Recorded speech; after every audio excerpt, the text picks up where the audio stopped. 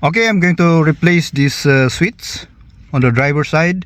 So this switch is the one that controls the rolling up and down of the power windows. Okay, so what happened is I just pop it this up. So there's a lot of latches, but it's easy. So now I was able to remove this one. Now I can take a look underneath over here. So these are the connectors that is going to this main switch of the power window. Okay, after removing the side panel on this, it reveals this installation.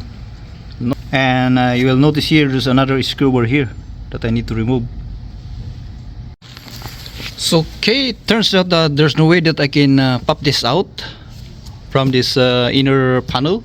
So I have to do is to remove this panel, this overall panel. Okay, so it looks like the inner panel is hard to remove, but if you have the right tools, then it's easy, because what happens is you just use a long flat screw, put it over here, and just do it like this in this motion until all the latches underneath is removed.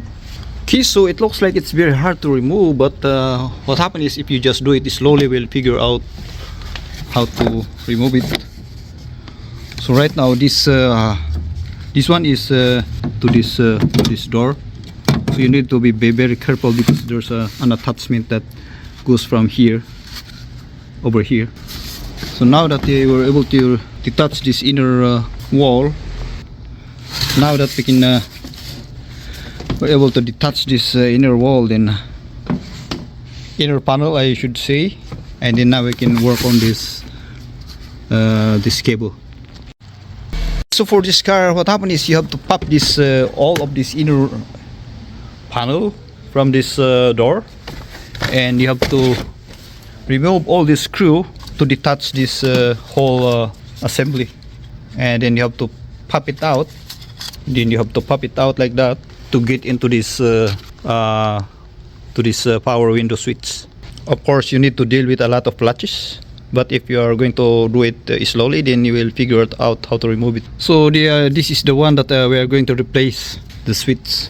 This one, you need to pop this out, this cable terminal. So the issue of this car is all the power windows is not working, so I'm going to pop this up, this brand new switch, and test it to make sure that this one is the defective one.